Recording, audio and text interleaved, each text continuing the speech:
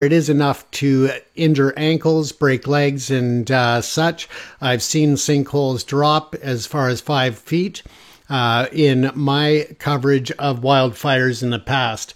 So just keep in mind that it may look safe to return to the forest, and you may want to go and see what the aftermath looks like. But just use extreme caution when traveling through the wilderness after a wildfire.